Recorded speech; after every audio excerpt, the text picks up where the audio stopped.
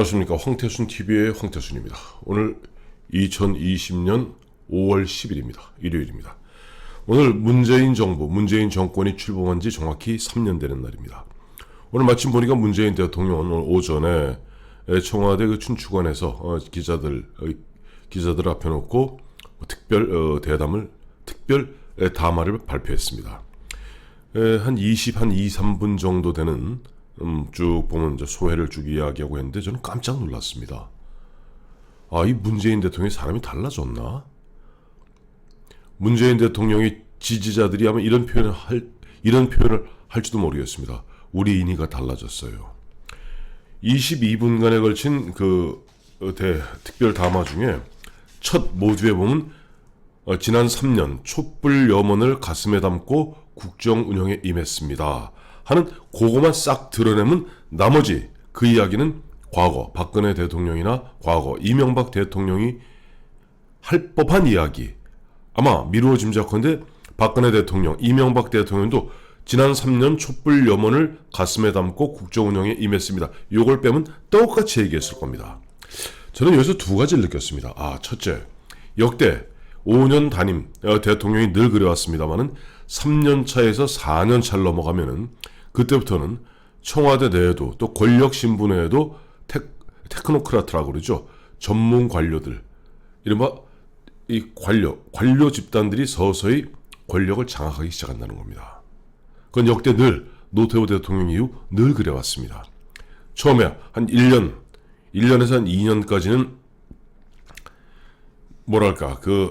개국 공신이랄까 이런 사람들 중심으로, 측근들 중심으로 국정을 운영하다가 3년, 4년 차에 접어드는 순간 보면 집권 세력들은 자신의 한계에 대해서 일단 절감을 하게 되고 결국 전문 관료들에게 의존하게 된다는 것입니다. 그랬기 때문에 지금 1988년 노태우 대통령 취임 이후 32년 동안 휘청휘청 아슬아슬하면서도 대한민국 국정은 그럭저럭 서서히 조금씩이나마 발전해왔고 조금씩이나마 성장해왔던 것이 바로 전문 테크노크라트의 공이라 할 수 있겠죠. 물론 부작용도 없는 건 아닙니다만은. 두 번째 느낀 것은 문재인 대통령, 문재인 정권도 이번 4.15 총선에 그야말로 역대급 승리에 굉장히 두려움을 갖고 있다 하는 느낌을 지울 수가 없습니다. 저희 황태순 TV에서 여러 차례 말씀드렸습니다만은 이번 4.15 총선에서 범여가 190석, 범야가 110석에 그치고만 그 이유는 물론 미래통합당 또 미래한국당의 공천, 난맥, 역대 최악의 공천이라는 그런 등등등등 플러스 또 빈곤한 리더십. 그러니까 이런 얘기를 하죠. 그래, 문재인 정부 못하는 거 알아. 그런데 어쩌란 말이야. 너희들은 더 못하는데, 더 못할 건데 라는 그러한 어떤 유권자의 심리가 이번에 190대 110이라는 어마어마한 선거 결과를 갖다가 나타냈습니다만은 여기에 이들도 어마어마한 두려움을 느끼는 거예요. 왜냐하니까 실제 표수는 1400만 대 1200만, 그야말로 박빙이거든요. 그러다 보니까 이들도 아차, 이거 우리가 감당하기에 너무 큰 기대를 하고 있구나. 원래 그런 거 있지 않습니까? 기대가 너무 크면은 선수가 주눅들기 마련입니다. 지금 뛰고 있는 선수는 어쨌든 집권 여당일 수밖에 없거든요.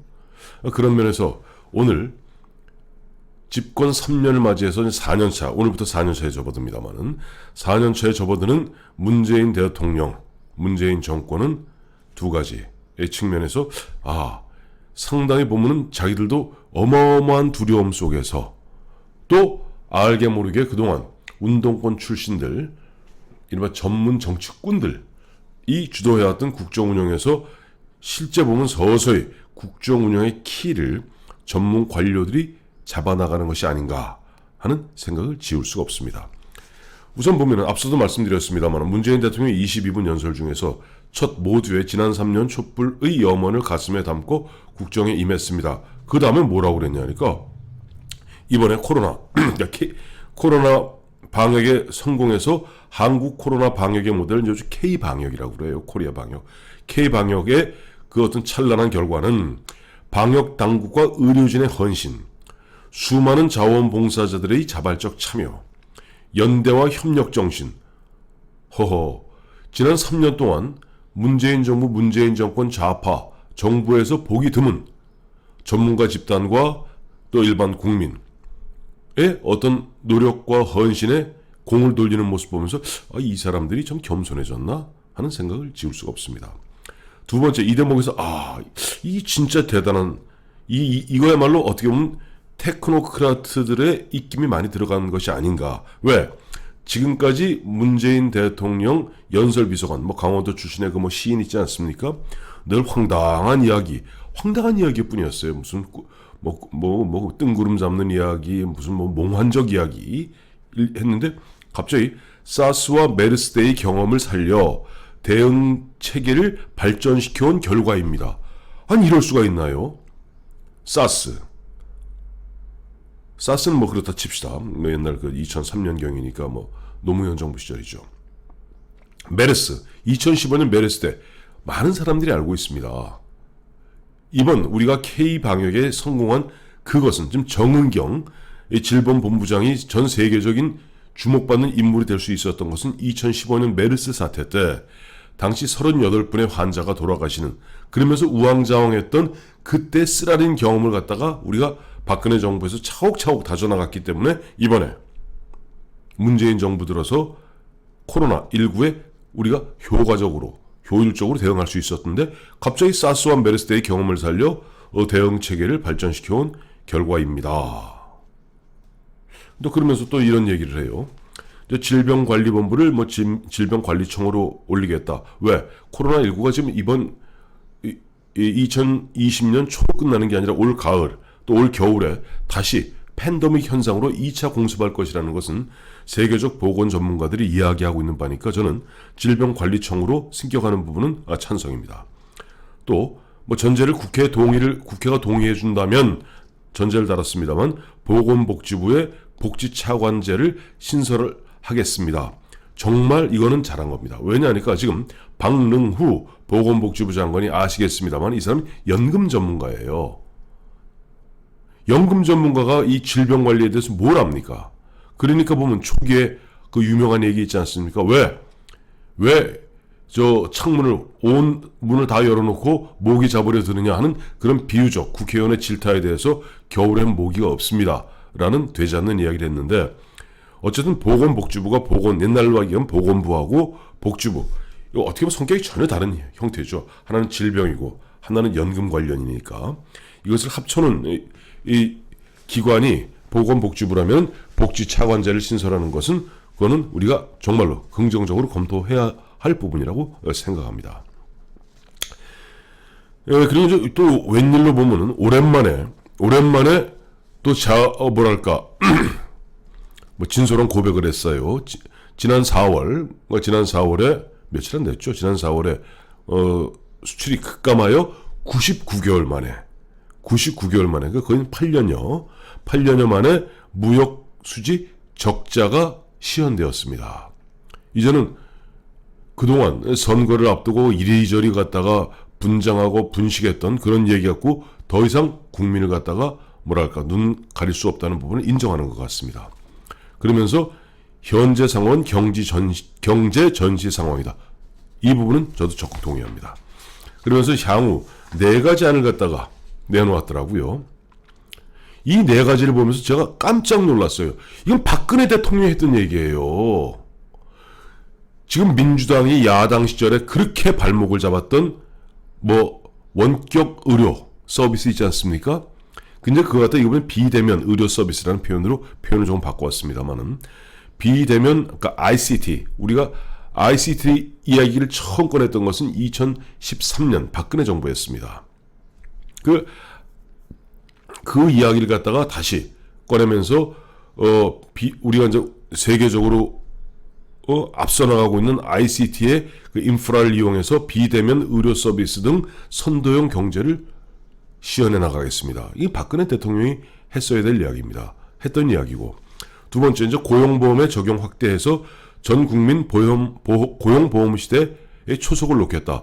최근에 보니까 강기정 정무수석이 전 국민 고용보험 시대 얘기하니까 지금 현재 우리 근로자 한 2,700만 근로자 중에서 한 1,300만 정도만 지금 고용보험에 4대 보험이라고 그러죠. 들어가 있고 실제 보면 아주 열악한 예를 들어서 뭐 택배 서비스 기사라든가 이런 분들은 고용보험이 안 돼 있습니다. 이런 부분에서 전 국민 고용보험 시대 초석을 놓겠다는데 이 부분은 국회에서 앞으로 심도 있게 다뤄봐야 될 부분입니다. 왜냐하니까 전 국민 고용보험 시대를 열다 보면은 못 내는 부분은 나중에 결국 국민들이 혈세를 메꾸게 되거든요.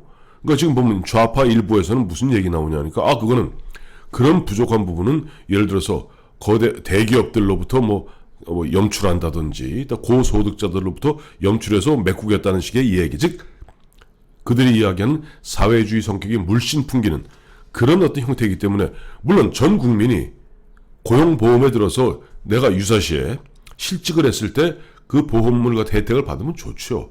그러나 이것이 어떠한 식으로 재원을 갖다가 형성해 나갈 것인가 하는 부분에 대해서는 국회에서 21대 국회에서 심도 있게 다뤄봐야 될 부분입니다. 세 번째는 이 대목에서 제가 한번 까르르 웃었습니다. 한국판 뉴딜, 계속 요즘 뉴딜 나오죠. 뉴딜, 한국판 뉴딜 정책으로 어떤 뉴딜을 갖다가 이제 추진해 나가겠다 하면서 주로 한국판 뉴딜은 우리가 보면 뭐 흔한 얘기로 삽드는 건설 이런 거보다는 디지털 인프라 구축을 갖다가 축으로 해서 한국판 뉴딜로서 일자리를 만들어 나가겠다라는데 이 대목에 보면 5G, 5G죠, 5G. 지금 우리가 이제 5G, 5 제너레이션, 5G 시대인데 문재인 대통령이 이걸 5G를 읽는 거예요. 그래서 내가 한참 웃었습니다. 2017년 당시 대선 당시에 이 양반이 처음에는 3D를 갖다 3D라고 읽었어요. 3D. 그러니까 3D 업종할 때 3D 업종하고 우리가 디지털에서 3D는 다르거든요. 같은 D라도. 그러니까 그 당시 이제 조동 보수 언론에서 어떻게 보면 대통령 후보가 3D 업종이 3D도 아니고 3D를 3D로 읽느냐 그랬더니 너 문재인 대통령 오기가 보통이 아닙니다. 그 다음 토론에 나와서 뭐라고 그러냐니까 5G를 갖다 5G라고 읽었습니다. 5G. 근데 오늘은 5G를 읽더라고요. 그래서 이 양반이 3년 국정 운영을 하면서 좀 똑똑해진 건지 아니면은 앞서 제가 말씀드린 대로 보면은 이미 3년을 지나고 드디어 이제 보면 정상을 지나서 내리막이 보이는 거 아니에요? 내리막이 보이는 가운데 국민들은 기대를 엄청 자기들의 능력에 비해서 어마어마한 기대를 하고 있지. 사실 솔직히 속으로는 능력은 못 따라가지. 그러다 보니까 전문 테크노크라트 기술 관료들에게 의존하게 되면서 뭔가 이젠 두려움이 서서히 밀려오기 시작하는 겁니다.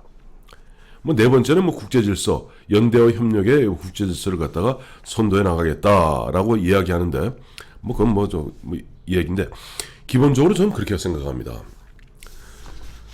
제가 지난달에 4.15 총선 끝나고 영남일보에 기고했던 내용인데 그때 보면 제목이 코로나19보다 더 무서운 것은 그 내용이었습니다. 그건 뭐냐니까 1929년 10월에 우리가 아는 그 유명한 대공황이 시작됩니다. 뉴욕 월가에서 주식이 폭락하고 그러니까 전 세계가 각자 고립주의로 돌아가면서 지금은 똑같습니다. 90년 전에 지금 모습과 지금 모습이 똑같아요. 그때는 뉴욕 증시의 급격한 폭락으로 대공황이 시작되었고 지금 코로나19 때문에 대공황이 시작되고 있는 겁니다. 21세기판.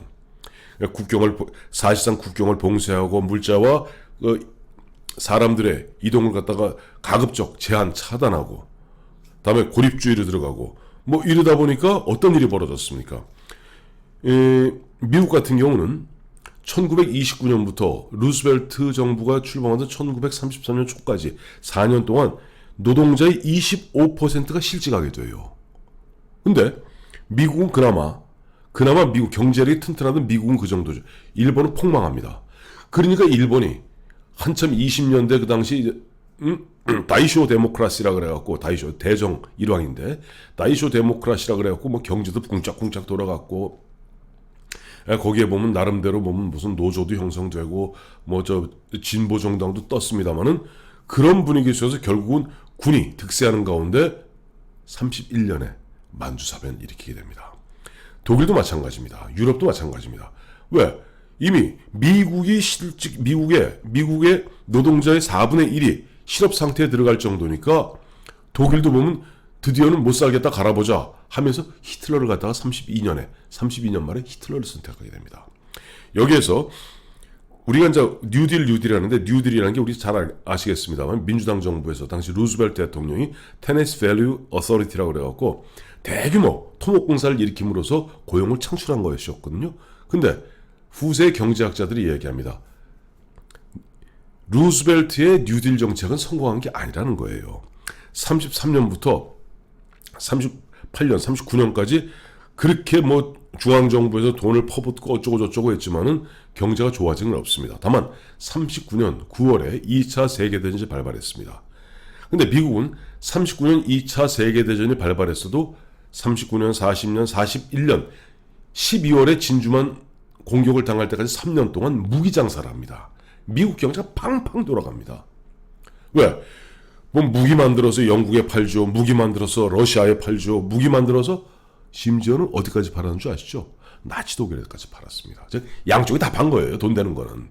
그러다가 일본한테 진주만 공격당하고 본격적으로 개입하게 됩니다. 즉 2차 세계대전이 발발함으로써 미국 경제가 일시에 풀리게 되는 겁니다. 근데 2차 세계대전 때문에 유럽이 자유롭게 죽기 살기로 싸우는 통에 영국, 프랑스, 독일 할 것 없이 3대 유럽 강대국이 폭망하죠. 결국 나중에 그래서 2차 세계대전 끝나고 미국이 세계 1등 국가 돼서 우리가 잘 알고 있는 마샬 플랜으로 서유럽을 장악해버리는 겁니다. 즉 독일과 영국과 프랑스를 장악하는데 어쨌든 그건 먼 훗날의 이야기고 이와 같이 어마어마한 대공황이 왔을 때 결국 보면은 현재도 마찬가지입니다. 벌써 중국과 미국이 계속 으르렁거리는 그 으르렁거리는 소리가 심상치가 않습니다.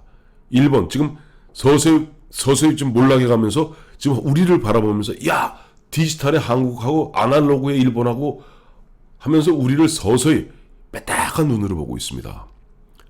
어떠한 형태 갈등, 어떠한 형태 분쟁, 물론 2차 세계대전 같이 서로 총칼 들고 싸우는 일은 없겠습니다만은 어떻게 보면 지금 보면 코로나19보다 더 무서운 경제 코로나보다 더 무서운 파고들이 마구마구 몰려올 가능성이 있습니다. 이럴 때 앞서 말씀드렸습니다마는 1933년 미국은 루즈벨트를 통해서 뉴딜을 통해서 온건한 형태의 길을 걷게 되고요. 독일은 히틀러의 나치당을 일당으로 만들고 33년에 히틀러의 수권법을 통과시킬 수 있도록 함으로써 총통제로 갑니다.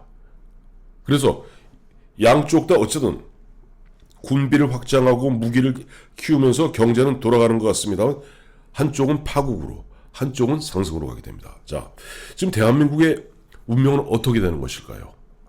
저는 이 부분에 대해서 저나 우리 애청자 여러분이나 지금 당장 오늘은 문재인 대통령, 문재인 정권, 좌파 정부도 뭔가 두려움 속에서 좀 뭔가 좀 겸손한 모습을 보이고 있는 듯 합니다만은 앞으로 어떤 일이 벌어질지 여전히 지금 청와대와 민주당 간의 체감이 다르거든요. 민주당 입장에서는 이미 문재인 청와대는 2년 후면 끝나는 문재인 청와대인 것이고 자기들은 앞으로 계속 득세를 해나가기 위해서 어떤 일을 갖다가 즉 청와대는 전문 테크노크라트들이 점점 청와대를 장악해 들어가겠습니다만은 지금 민주당은 177석 현재 177석의 거대 여당 거기다 범열을 합치면 190석의 그런 어떤 막강한 위세를 믿고 올 2020년 올 가을 정기국회를 어떠한 식으로 몰아갈지 또 거기에서 민주당 집권당과 청와대 문재인 대통령과